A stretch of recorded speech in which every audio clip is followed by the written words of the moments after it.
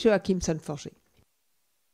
Merci Madame la Présidente. Monsieur l'ambassadeur, alors oui, le droit de se mouvoir partout sur cette terre, je crois que c'est le privilège du vivant, bien sûr le privilège de l'être humain et sa liberté. Je crois que ce pacte, il réaffirme des principes aussi simples que celui-ci. Et si on regarde les 23 objectifs, on lit des choses très claires.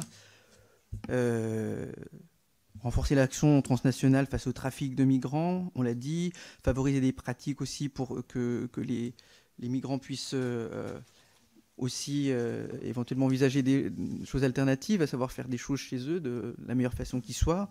Mais je vois aussi un point numéro 8, un objectif numéro 8 qui dit sauver des vies et mettre en place une action internationale coordonnée pour retrouver les migrants disparus. Et je ne peux pas m'empêcher de penser bien sûr à ces parcours de migration non sûrs qui ont fait la une de nos journaux, notamment par la voie de la Méditerranée, avec endeuillés de très nombreux morts, endeuillés aussi d'une cacophonie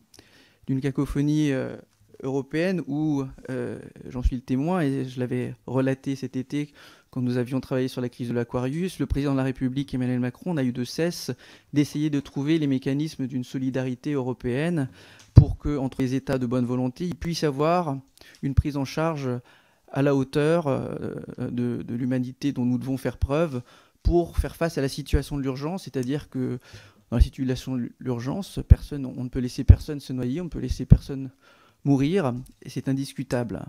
Le reste, ça se discute après, une fois que les gens sont débarqués et dans un port sûr. Mais on voit que les cyniques de tout poil, et surtout d'extrême droite, n'ont pas daigné même participer à ce texte, quand bien même il n'est pas coercitif.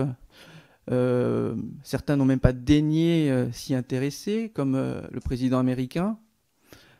Les populistes d'extrême droite, que ce soit M. Orban, M. Salvini et toute cette clique, sont, je devrais parler de M. Kurz aussi, pendant qu'on y est, mais la liste s'agrandit malheureusement. Tous ces gens ne s'inscrivent pas dans cette dynamique. Alors la question, demain, qu'est-ce qu'on fait? Parce que si on veut trouver des mécanismes de solidarité européenne, on l'a vu pour l'Aquarius, c'est extrêmement difficile d'arracher des solutions à 5 ou 6. Et à chaque fois, la France, du reste, a pris largement sa part. Et certains ont critiqué parce qu'il aurait fallu débarquer ici. Mais même les ONG ne demandaient pas ça parce que c'était trop loin simplement de la destination. C'était pas le port le plus sûr, le plus proche, n'était pas la France. Ça n'a jamais été demandé. Mais par contre, on a des solutions très parcellaires à quelques pays. Si on devait reproduire la chose demain, et très franchement, pendant qu'il n'y a plus d'Aquarius, pendant qu'il n'y a plus d'ONG adaptées, il y a des gens qui meurent tous les jours.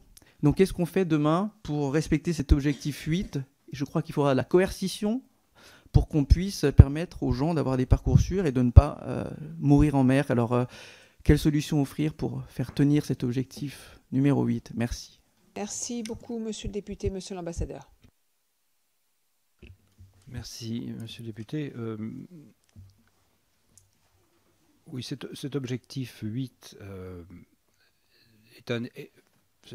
Je n'ai pas eu le temps, et on pourrait en parler encore longtemps, de ce pacte et de son contenu, de sa négociation. Il y avait des objectifs sur les 23 qui ont fait l'objet de discussions très compliquées, avec des divergences fortes. Et je crois que le grand mérite du processus et des deux co-facilitateurs, c'est d'avoir quand même réussi à trouver un assez large consensus. L'objectif 8, lui, n'a pas été de ceux qui ont posé de problème. On était d'accord sur l'objectif. Et d'ailleurs, je note que les États qui, finalement, au niveau politique, ont assez tardivement, en fait, dans les quelques semaines avant Marrakech, ont décidé de ne pas souscrire à ce pacte, n'avaient pas du tout élevé d'objection à cela.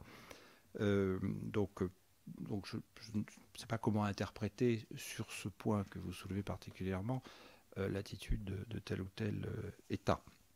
L'objectif de toute façon, c'est que les migrations soient sûres, ordonnées et régulières. Donc l'objectif, au fond, c'est que toutes ces routes irrégulières où les gens sont livrés à la fois à des trafiquants de migrants sans scrupules et on voit avec quel cynisme et quelle inhumanité ils font embarquer des personnes dans des embarcations qui ne sont pas adaptées, mais c'est uniquement pour augmenter leur marge, ou bien la façon dont, dans le désert du Sahara, des passeurs sans scrupules, quand ils sentent que la situation, il peut y avoir une menace d'interception par des forces de sécurité intérieure, ils abandonnent leur cargaison, entre guillemets.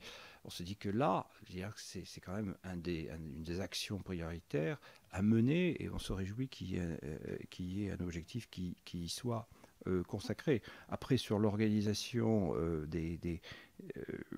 on a une discussion avant la finalisation du pacte, on continuera à en avoir une en intra-européen.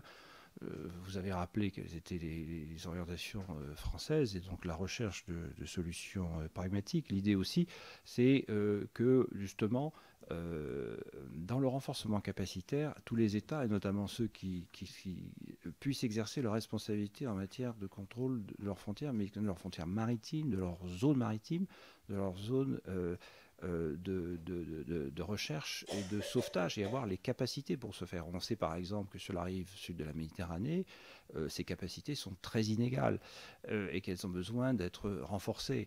Et que les choses se fassent aussi de la façon la plus conforme au droit. C'était d'ailleurs le sens des propositions qui ont été faites par le Conseil européen, dont les premières réactions ont été un peu négatives, mais je pense qu'on n'a peut-être pas compris quel était l'objectif poursuivi. L'objectif poursuivi, c'est recherche et sauvetage conformément au droit international, que ce soit le droit du sauvetage marin, la Convention de Hambourg, que ce soit les droits de l'homme, et aussi le respect du droit des réfugiés dans le traitement des demandeurs d'asile une fois débarqués ou interceptés.